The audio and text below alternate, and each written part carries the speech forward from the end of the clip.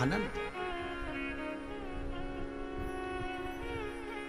और वह देवताओं का आनंद किस बात का है? देवताओं का आनंद किस बात का है? तारकासुर के मरने के बाद देवता आनंद इस बात का कर रहे हैं कि हमको वापिस अपने अपने सिंहासन, अपनी अपनी कुर्सियां, अपना अपना राजपाट वापिस मिल गया।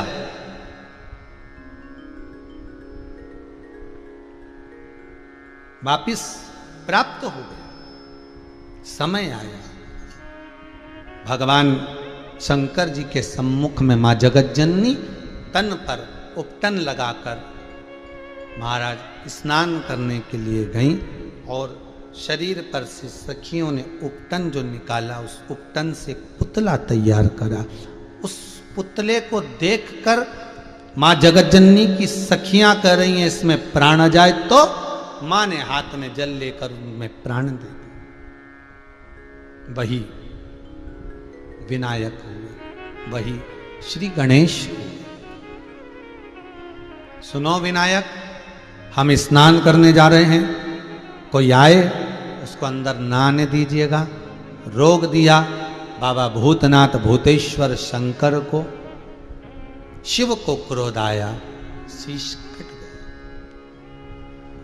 इन कथाओं के पहले की कथा में वर्णन करा है कि गणेश जी का सिर क्यों कटा।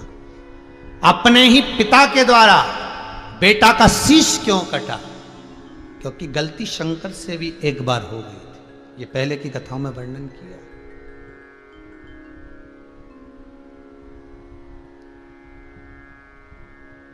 स्वयं सूर्य नारायण के सम्मुख में उनके पुत्र का वध सहन नहीं कर पाए। सूर्य नारायण कहा, आज मेरे सामने जो दशा हुई है वो तुम्हारे यहां दशा। समय बड़ा विचित्र होता है।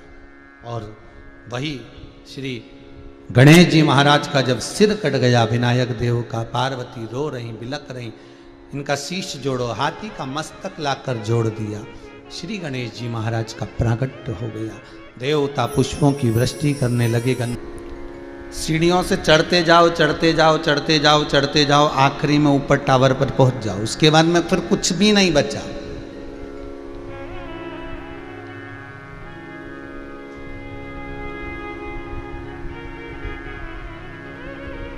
ये मानव का जो शरीर है ना, पुण्य कर कर पुण्य कमाने का है, पाप कर कर पाप कमाने का, व्यभिचार कर कर व्यभिचार कमाने का, निंदा कर कर निंदा कमाने का। कोई कोई माताएं ऐसा सोचती है कि मैं अगर निंदा करूंगी तो मेरी कोई निंदा नहीं करेगा। ये भूल है आपकी। आपने जो दिया है वो आपको मिलना ही है। जो आपने प्रदान करा है उसको कोई टाल नहीं सकता। कोई झूठ बोलने वाला ये विचार करे कि मैंने आज झूठ बोल दिया और झूठ बोलकर मैंने इतना कमा लिया, या मैंने झूठ बोलकर इतना इकट्ठा कर लिया, अब कोई मेरे को छल नहीं सकता। तो मालूम पड़े कोई व्यापार के अंतर्गत ही कोई व्यक्ति ऐसा आ जाता है, आपने उसको माल पहुंचाया, आपने उसको सामान पहुंचाया, और मालूम पड़े फिर वो पैसे अटका कर बैठ गया और वो पैसा ही नहीं दे रहा। आप उसके हाथ जोड़ लिए, पेड़ पड़ लिए, आप उसको बार बार फोन लगा लिए, आप उसको बार बार निवेदन कर लिए, उसके बाद भी वो धन नहीं दे रहा। तो विचार करना एकांत में बैठ कर के अपन ने कोई ऐसा कर्म तो नहीं करा था, अपन ने किसी से छल कर कर इकट्ठा कर कर नहीं रखा हो, नहीं तो वो अपना ज्यादा से ज्यादा चले जाए।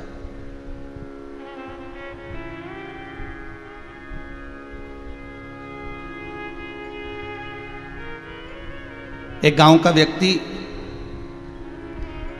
पूरे गांव के लोगों से दूध इकट्ठा करता और दूध इकट्ठा कर कर उसका दही बनाता, दही बनाकर माखन बनाता, और माखन बनाकर उसके माखन के बड़े बड़े गोले तैयार कर लेता। लगभग 1-1 किलो के गोले मक्खन के तैयार करता और वो एक हलवाई की दुकान पर देकर आता। हलवाई से कहता, भैया देखो, आप मुझे एक काम करो, इसके बल पर शक्कर दे दिया करो और जो पैसा रह जाए वो पैसा दे दिया करो। हलवाई ने कहा ठीक है। कितने किलो का ही है? तो कहा एक गोला लगभग 1 किलो का है, आप लो। एक गोला 1 किलो का? हाँ। ठीक है, कोई दिक्कत नहीं।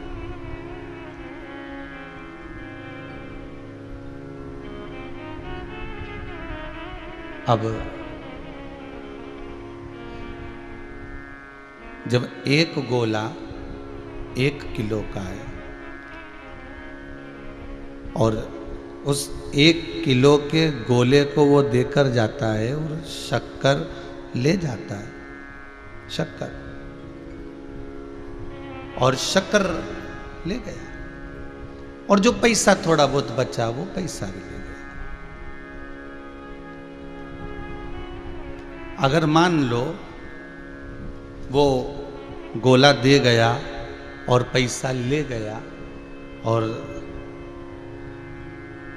प्रतिदिन का यही काम था, एक दिन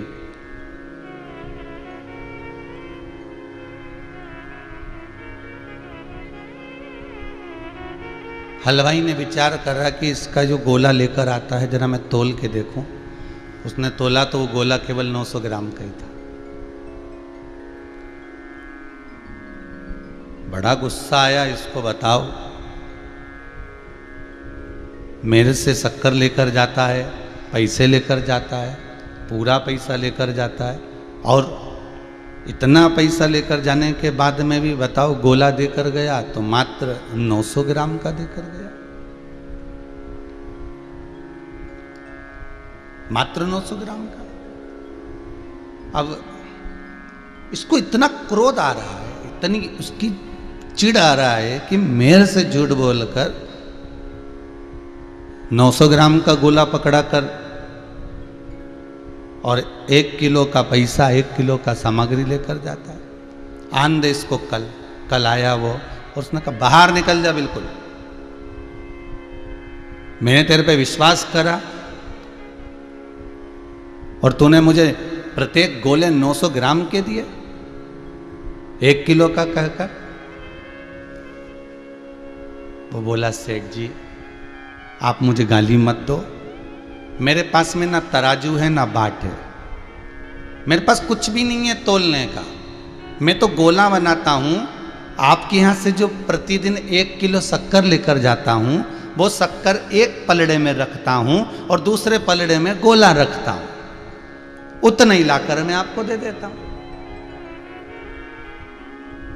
ना मेरे पास में तराजू है ना मेरे पास में बाट है, मैं तो आपके दी हुई शक्कर को रखकर और उसके बराबर का रखकर लेकर आ जाता हूं। अब सेठ कुछ भी नहीं बोला, क्योंकि जैसा हमने दिया है वैसा हमें प्राप्त हुआ है। हमने 900 ग्राम शक्कर उसको दी थी तो वो 900 ग्राम का गोला हमको मिला।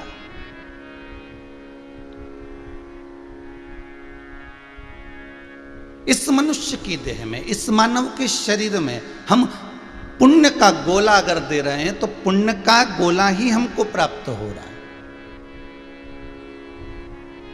इस मानव के शरीर में अगर हम धर्म कर रहे हैं, सत्कर्म कर रहे हैं, कुछ भगवत नाम कर रहे हैं, कुछ स्मरण कर रहे हैं, कुछ कीर्तन कर रहे हैं, कुछ नाम जाप कर रहे हैं, कुछ हम भगवान को भजन कर कर देने का प्रयास कर रहे हैं, तो वही भजन हमको पुनः प्राप्त हो। केवल एक मनुष्य की देह एक ऐसी है जिसमें जो दोगे वैसा आपको मिलेगा। आप नाम मंत्र जाप करोगे, मंत्र जाप मिलेगा। आप स्मरण करोगे, आपको स्मरण ही मिलेगा। तो कहा ये स्मरण कैसे मिल सकता है?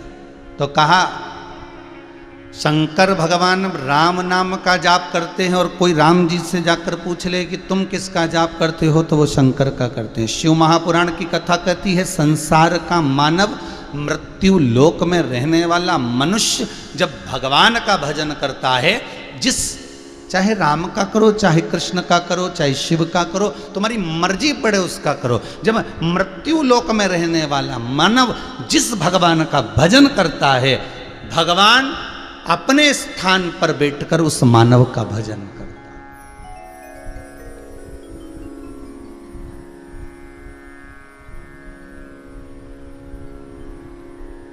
आप जिसकी भक्ति में डूबे हो,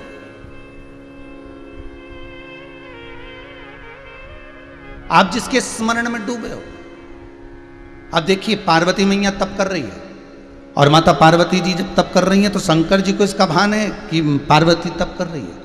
शिव महापुराण की कथा कहती है जिंदगी में अगर आप एक व्रत भी कर रहे हो, एक साधना भी कर रहे हो, एक उपास भी कर रहे हो, तो उसकी सूचना उस परमात्मा को है जिस परमात्मा का आप व्रत कर रहे हो, जिस परमात्मा का आप नियम धारण कर रहे हो, जिस परमात्मा की आप आराधना कर रहे हो, उसको मालूम है सब।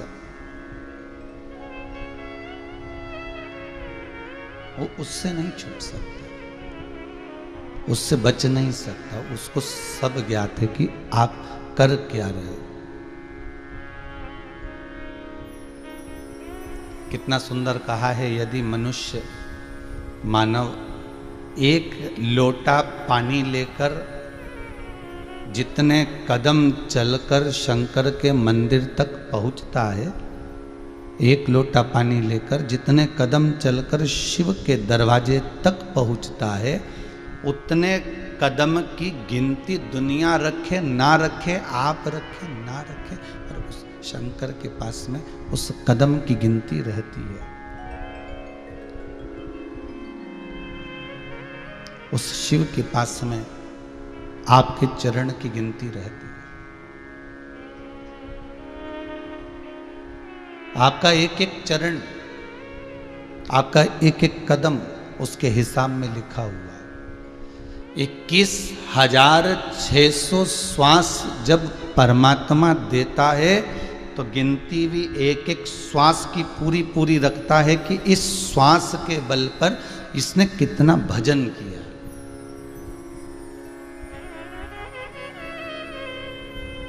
इसने कितना स्मरण किया। जिस आसन पर बैठकर हम भजन करते हैं ना, जिस आसन पर बैठकर हम भगवान की पूजन करते हैं, आराधना करते हैं, नाम जाप करते हैं, मंत्र जाप करते हैं, स्मरण करते हैं, जिस आसन पर बैठकर हम भगवत चर्चा करते हैं, जिस आसन पर बैठकर हम भगवान का स्मरण करते हैं, उसमें जितने रेशे होते हैं महाराज, जितने रेशे होते हैं, क्यों कहा जाता है कि कुशा के आसन पर बैठकर करो, क्यों कहा जाता है कि कम्बल पर बैठकर करो, क्यों कहा जाता है कि आसन लगाकर भगवान का पूजन करो, क्यों कहा जाता है कि एक आसन बिछाकर आप परमात्मा का मंत्र जाप करिए, एक आसन बिछाकर भगवान का स्मरण करिए, एक आसन बिछाकर भगवत चरणारविंद का रस तत्व ग्रहण करिए, क्यों कहा जाता है, किस लिए? एक आसन की महत्वता को दर्शाने के लिए नहीं, उसकी महत्वता यह है कि जितने उस आसन में रेशे होते हैं, जितने उस आसन में रुए होते हैं, जितने उस आसन में धागे होते हैं, हम एक बार अगर राम का नाम लेते हैं, हम एक बार भगवान का स्मरण करते हैं, तो वो जो धागे, जो रेशे, जो बिंदु उस आसन में है जिस पर हम बैठे हैं, एक बार मंत्र बोलने पर उसका संपूर्ण पुण्य उतना प्राप्त हो जाता है जितना उस आसन में रेशे हैं।